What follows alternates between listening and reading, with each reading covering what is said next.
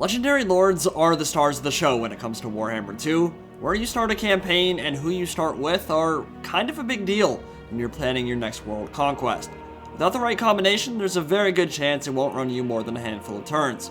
And outside DLC, there's no better way to get a new perspective on things than with that glorious Steam Workshop. If I've said it once, I've said it 1,000 times. Modding is the lifeblood of PC gaming. It can provide hundreds of hours of entertainment and keep a game feeling fresh and new long after it should have expired. And if you want to add longevity to your Warhammer 2 experience, look no further than Krinsos Faction Unlocker and Mixu's Lord mods, which we'll be using today to spotlight the real Avatar of Khaine, Mr. Tullaris Dreadbringer himself, chosen of the bloody-headed god. Krinsos and Mixu are two of the most prolific modders in the Total War community. They have provided me with some glorious campaign scenarios over the years, so it's only fitting that we show off the power of modding and what it can do for you, the player, when you're looking for something new to sink your teeth into. So, we are playing as the Scourge of Khaine today, a minor Dark Elves faction that begins its journey in Nagaraith, in the old capital of Tor Anlec, and upon the Blighted Isle, where the Widowmaker cries out for blood. And that is going to play a pretty large role in our opening moves. It's a very unique and challenging start position. Essentially, our backs are up against the wall and very near to the Great Vortex. It's either expand quickly southwards or be driven into the sea. Even at turn 1, all of Ulthuan hates you, and they should. You're an invader, unwelcome in the lands of the High Elves, and with a long history of carving their people up. The Dreadbringer is not a very nice guy, but he does have a lot of unique bonuses, and as you might expect, most of them revolve around executioners. After all, he literally wields the first Drake, the weapon that claimed the first sacrifice in the name of Khaine, and captains the Butchers of Hargoneth. And he's got some pretty cool friends to play with as well. The Ossian Guard. There can only be one at any given time, but they're executioners on clenbuterol and several different forms of elven growth hormone. And, well, they can get pretty brutal. In the lore, they don't go for killing strikes like their brethren. Instead, they look to cripple and they look to maim, so they can bring back still living prisoners for execution at their temples. And they aren't above killing their own wounded either. Just like Khorne, the bloody-headed god cares not from where the blood flows, only that it does. Now, we could be working towards the first Drake, but it's kind of irrelevant. Khaine literally whispers in this dude's ear. Why use such a lame-ass weapon when we can talk to the man himself and draw the Widowmaker like 50 turns before we ever reach rank 16? No point there, but there's still lots of good stuff in his skill tree. Leader of Executioners gets his buddies up to a 20% ward save and down to 1 turn recruitment. Hand of Khaine cuts their recruitment cost in half. Khaine's Sacred Slaughter gives them Fear and Frenzy. Wrath of Khaine gives Tullaris a nice boost to his own melee stats and Terror. Butcher of the Bloody-Headed God turns into a sacking and looting machine. And Sisters of Slaughter buffs up all the half-naked Dark Elf chicks he's been hanging out with. Now, generally speaking, Heroic Killing Blow is a super nice combat steroid anyway, but it turns into something truly special when you combine that baby with the Widowmaker. And drawing the Widowmaker isn't just a flavorful nod to the lore here, although it does make perfect sense with the Chosen of Khaine. It's kind of a necessity on higher difficulties when you're playing as the Scourge of Khaine, because very often, early on, you're going to have 3 or 4 High Elf stacks bearing down on you by, say, turn 15. And so we're building that shrine up ASAP, and gearing up for the unholy storm of knife ears that will be knocking on our door very soon. Gotta draw that sword, gotta get Tullaris into the stratosphere in terms of his combat potential, and then we can maybe turn the tide. But all of Ulthuan will be uniting against our boy the Scourge, our boy the Chosen of Khaine. It's gonna get crazy, and that is why it's a lot of fun, and why I recommend it. But hey, you don't have to take my word for it. Let's see it in action firsthand. Let's play. So, opening move, pretty clear. Khorhil is captain of the White Lions and faction leader of Krace, and he is right on our doorstep. I'm not a fan. Cannot afford to let him chill and get a full stack up, because just like every other Azure faction, he's already got a negative 60 aversion malice towards us, which means there's no point sitting around and waiting for him to drop a declaration of war. So let's do it ourselves. Tor Akare and the White Lions about to get the business, and so the Dark Elf legions march to war. It's actually a really important city from a lore perspective. It's one of the oldest Azure cities in existence, stretching all the way back to the reign of Anarion the Defender, and serves as one of the vital connections to the Waystone network that siphons chaos energy from the planet. If it were razed to the ground, the Great Vortex would destabilize, and that would mean Armageddon. But Tullaris is a bit more practical than that. It's a nice buffer territory from Cathik and Yvresse, and even its well-trained garrison was not ready for this blitz. Looks like the Ossian Guard and Tullaris are going to get in there. Heads will roll, Dark Elves will get a bit freaky, and the Lord of Murder will smile. Not a bad start. Not a bad start at all. And looks like Tor Khaine will fall. It's a beautiful city, but not going to be able to hold out against the blitzkrieg that Tullaris can unleash alongside the rest of his Dark Elf army. So here's the thing. Ulthuan has 10 kingdoms, not 2. And when one of their factions falls, the others start getting pretty pissed off. And we've kind of kicked the hornet's nest here. Captain Planet about to dick punch Phoenix Gate. 1 turn from finishing that upgrade, and we're not going to get it in time because she's right outside. So we're going to have to get our money back and fight it out and hope that garrison can hold out until Tullaris arrives. Because Phoenix Gate is our ticket into the inner sanctum of Ulthuan. And Alariel the Everqueen, roused to wrath, roused to ruin when she finds out that Tullaris has kind of been messing with her buddies up north, decides to march from Gaian Vale and march on the gate itself. And this is going to be a tough one, for sure. See how it goes. Phoenix Gate is the northernmost fortress gate in Ulthuan, and also the unluckiest. It was given the name Phoenix because it's risen from the ashes and rubble countless times since the Sundering, which sounds noble until you realize that means its garrison has been killed down to an elf on more than a few occasions. War is hell, and the Druchii and Chaos forces who march across the Shadowlands to its walls do not come to play. But the tables are a bit turned here because it's Alariel herself looking to take it back, with the Forest Spirits of Avalorn at her beck and call. And they'll make it deep into the city, massively outnumbering the Dark Elf defenders, but Corsairs and Blackguard thrive in an urban engagement like this one, and in the end, even the living incarnation of Isha the Mother won't be enough to take the fortress back for the High Elves. Don't cry, Larry. Dry your eye and get the hell off my lawn. And a turn later, Gilgalion and Illyrian get stuffed Dikembe Mutombo style. No, no, no. Not in my house. Get off my lawn, part 2.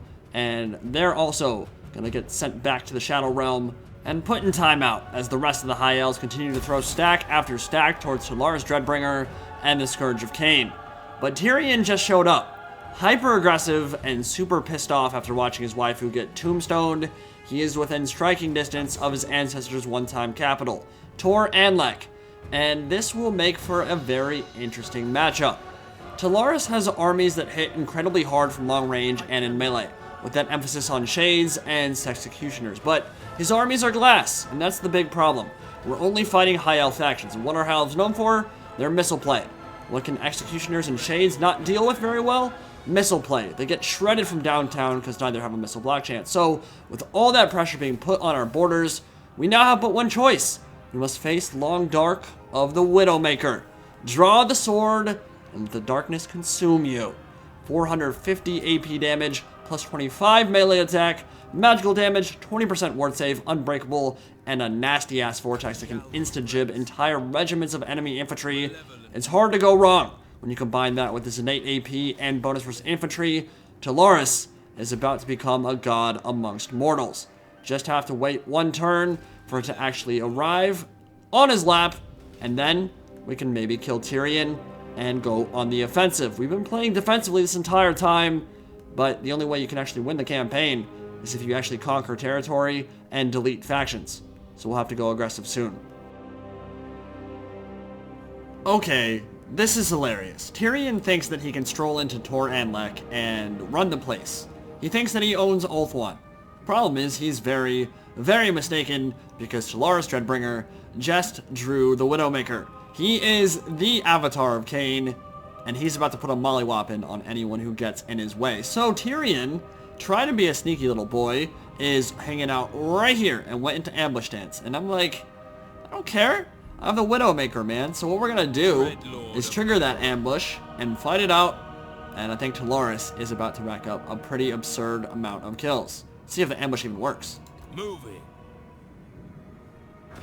There we go. Okay, so Tyrion thought he was being sneaky. I guess technically he's right. We are walking into his trap, but I think we're about to turn it on its head. Let's go down on the battlefield and kill some High Elves, shall we? Just taking a nice leisurely afternoon stroll in Ulthuan, and suddenly The Fire Nation attacks. Tyrion on our flank. We've only got one thing to do. Group them up, retreat our infantry, get our shades and dark shards into position, and let them take the charge of whatever they send our way. So you guys are going to group up and fire into the flank. We're going to make them blob up, get that Ethelmore chariot, and you guys need to shoot at those chariots right now. Get the infantry ready.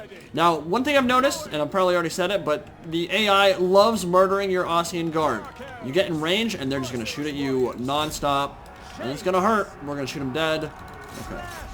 Get them into melee. A little bit blobbed up right now. Spread out a bit more.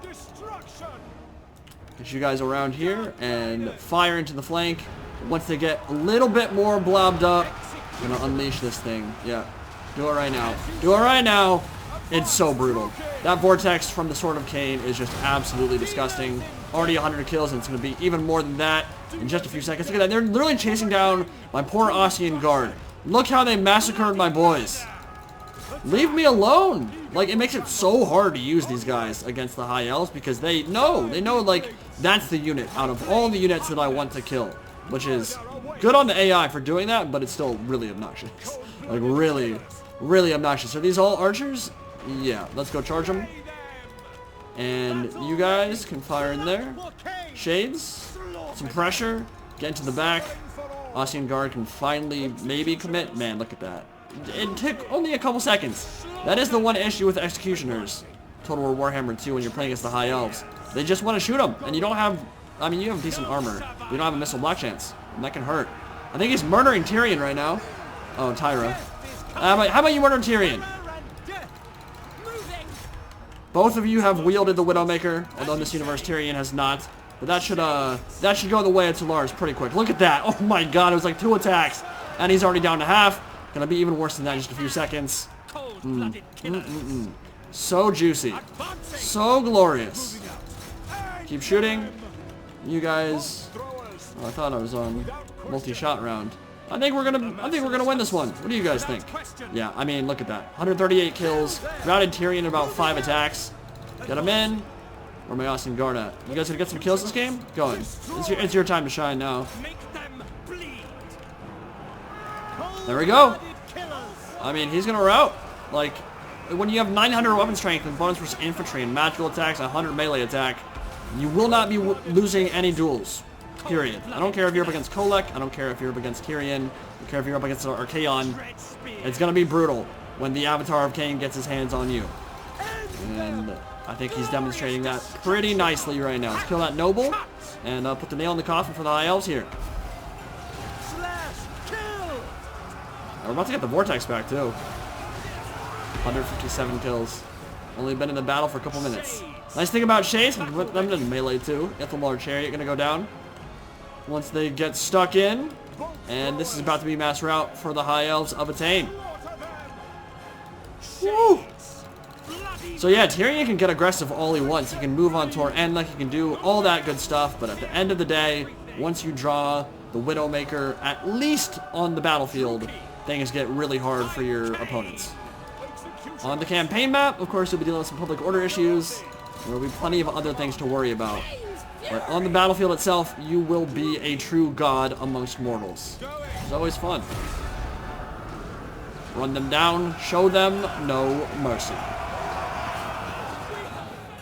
And with the armies of Lothern broken in the Shadowlands, as so many Dark Elf legions have been shattered over the years, Dark Elves tasting that sweet nectar of revenge, and a foothold established now with which to maybe counterattack and push further inland towards Avalorn and the Gaian Vale. Certainly can't camp out at the Shrine of Khaine forever. But 13 turns in, and we've already fought against 6 full stack or almost full stack armies.